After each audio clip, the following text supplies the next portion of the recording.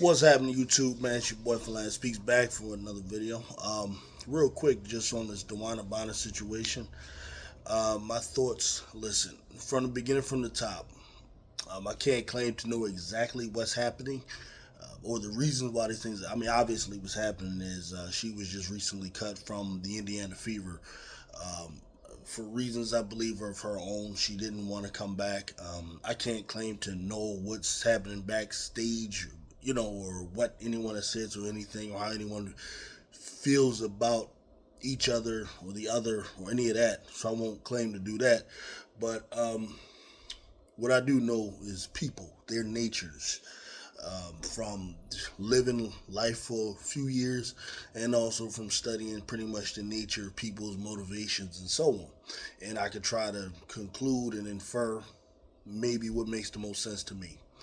All right, going back to the top, I believe Dewanna Bonner came to the Indiana Fever because Stephanie White requested her to come. Stephanie White got the job from Connecticut, leaving from Connecticut and going to the Indiana Fever. One of the most exciting jobs probably right now in the WNBA because you have this new and exciting upcoming team. The new marquee player, obviously Caitlin Clark, and her needing to have what they thought was better coaching, and I guess with that a better system. And the goal is to try to get her and that team, to the next level. Okay, um, so I believe, because this isn't anything new. You know what I mean? Like, let me just give you an example of like like the Sixers, like Vic Fangio, for example, when he took on the Eagles job, the new defensive coordinator. Oftentimes he'd bring either coaching staff, or he'll bring players. Like he signed a couple of players who played in his system before, to be kind of like part players, but also part kind of coaches to teach the others how to play the system. And I believe this is part of the thinking that Stephanie White had, requesting Dewanna Bonner to go join the team.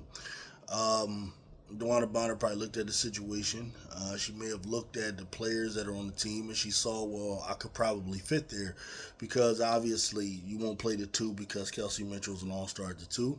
But she probably felt like she could probably start or at least get starters minutes, possibly at the three because you'd only have to compete with maybe Alexi Hall, and so on.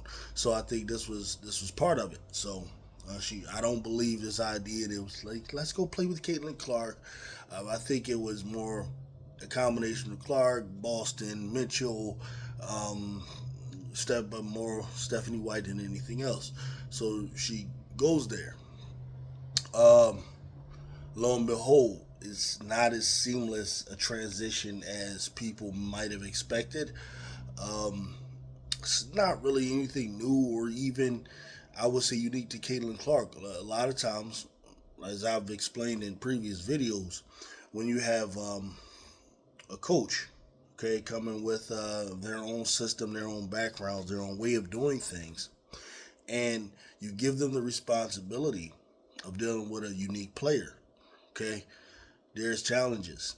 It's not anything new. There's been challenges between, say, LeBron James and coaches he's had. There was definitely challenges between Larry Brown when he was responsible with coaching Allen Iverson, for example. Allen Iverson, man, was rough on a lot of coaches, not necessarily wanting to listen, not necessarily wanting to practice. It's known he hated practice, really, didn't see the purpose of it. And, these were challenges, especially because you have a great player who you really can't win without. They're filling up seats. These are some of the things where Allen Iverson was similar to Caitlin Clark. All right, you got a whole city that's in love with the player. They're going to come to watch him play. They're going to sell out, win or lose, and then but you want to try to put together a coach that can help them win. So you got a Larry Brown who uh, has a reputation of being a very good teacher, very good molder, and so on. And he comes and you got a headstrong Allen Iverson who wants to do things his way. and doesn't necessarily listen. It took some time, but they were able to get some things going. And I don't know, but I believe really that this is a similar thing with Caitlin Clark, a talented player who's absolutely box office. People coming to see her, but to elevate to that next level, she's going to have to learn how to, or what that means, or what that looks like at this level. On the pro level now. So it's imperative for her, to listen to coaches, to accept coaching, to be open to the possibility of playing in ways that she may not like, um, and may have to embrace new ideas, new different ways to look at things.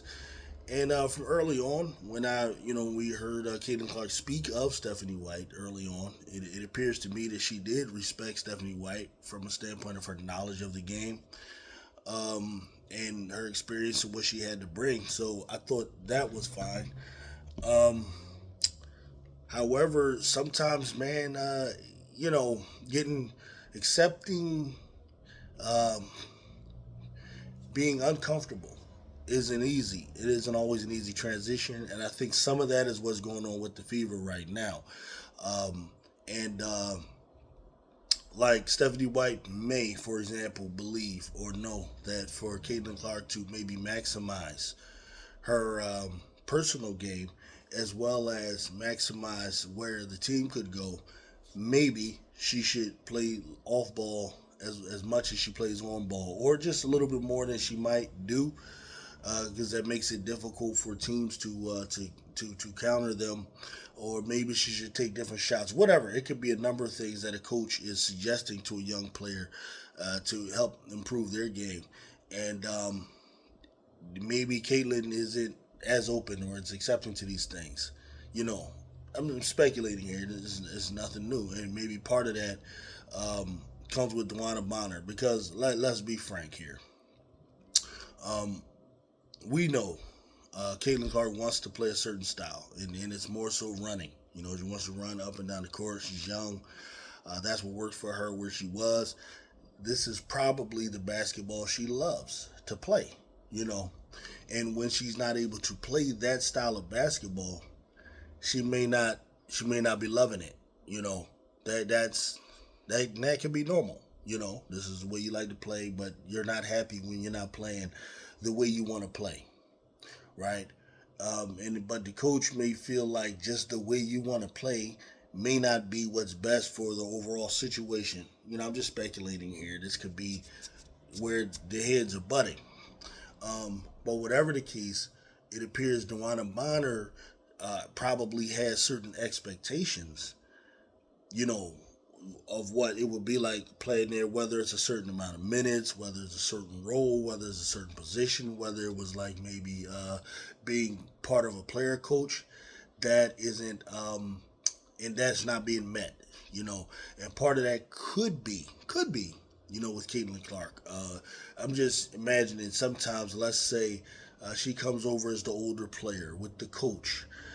This is a scenario I could just imagine where Stephanie White, of course, is the overall is the one teaching the system, but she also delegates to Dewanna Bonner to go help her teach the system to some of the players, right? So it could be during practice or something like that, where Bonner and Clark might butt heads on how something should be done or the best way to do a particular thing, and you know Clark might feel like, all right, I'll listen to Stephanie, but I ain't listening to you. Who the f are you? you know. And man, who knows? I don't know. It could be the body to try to yell or something. Who knows? But these are things in life that can sometimes happen. And the truth of the matter is, in that particular situation, in that particular city, on that particular team, whatever goes against Caitlin Clark, who's definitely, if not the golden goose of the league, she's definitely the golden goose of the fever of that team and that organization, right? Be selling seats. That person is going to get the deference. Uh, GMs are probably going to side with the player. Owners, greedy owners, who see nothing but dollar signs, may likely sign with that player. May not allow the coach the free reign to do what she has to do, whether it could be benching or uh, teaching hard or whatever it may be, right? So um, this headbutting, I don't know if there's been any nasty arguments or anything like that, or where Dewanna Bond said, "Look, fuck this. I ain't got time for this." Who knows? I don't know. Who knows? But what I'm saying is, those types of things could lead to some of what you're seeing. Okay, because there's without a doubt something going on with Caitlin Clark, right? You can't describe her recent performances that she just sucks. That's not enough of an accurate portrayal of it. No, there's something deeper going on there. Maybe here, maybe here. She could just be unhappy with not getting her way. Sometimes with young kids, it can be something as simple as that. You're not getting your way.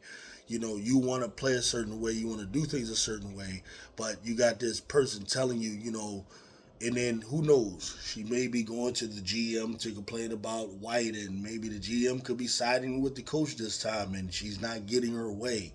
You know, I don't know, but I'm just trying to figure out what the deal is, right? So it could be something like that. Um, so Bonner ends up quitting. I'm leaving. Um, and then the team ends up just cutting ties with her, which could ultimately be better for the team in the situation. Definitely could be better for Bonner. I would love to see Bonner in Chicago, personally, because there's a need for a three over there, big time. Like you would start today, Dewanna. You would start. I get it. This organization sucks. I get it. The city sucks. It's not, warm and pretty. It's though Chicago, I hear, is a nice city. I've been there. There are things to do, especially in the summertime. So it's really not that bad. You're not there in the winter, right? Chicago is nice. Like, don't get me wrong.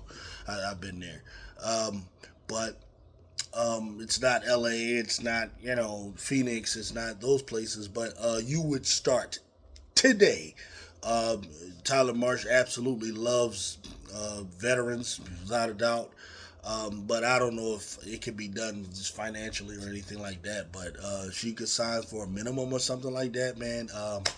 I don't know if anywhere you would get more minutes than with Chicago Sky. If it could be done fiscally or monetarily.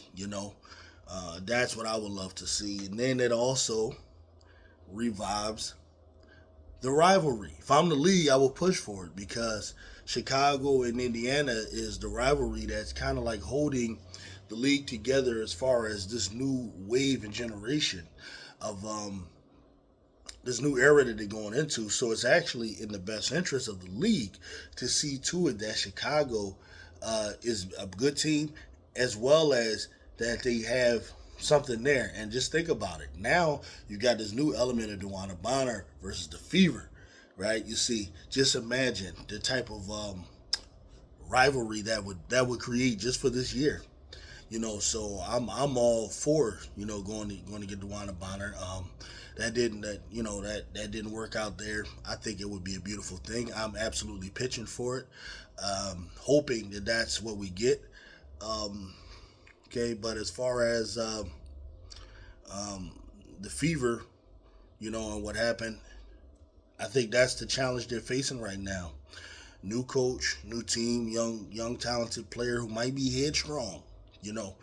Trying to get her to, like, hey, yeah, accept coaching. This is what I'm saying. I think it's imperative, if you're a Fever fan, that if you care about the good and Caitlin Clark, that you hold Caitlin accountable.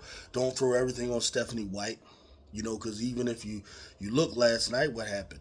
Caitlin's still going through whatever she's going through, the struggle. I don't know if it's emotional, mental, or whatever it is. Um, the team was able to win because last night they were the hungrier team against the Seattle Storm, which is a formidable opponent, who I think was on a lull, and just quite didn't match the hunger and intensity that players like Boston and Kelsey came through with. Looking at the game, it looked like Kayla was happy for Kelsey, so that's good, and happy for AB. That's good. Good to see. Um, But there were times in the game it looked like she was trying to get going on her own. But it's good that she didn't go so far to hurt the team, you know. Uh, so yeah, that's pretty much my take on that, man. I don't know what's going to happen there in Indiana. Looking kind of crazy, but we'd definitely love to see Dewanna Bonner come this way. So, and there it is, man. Tell me what y'all think. Peace out.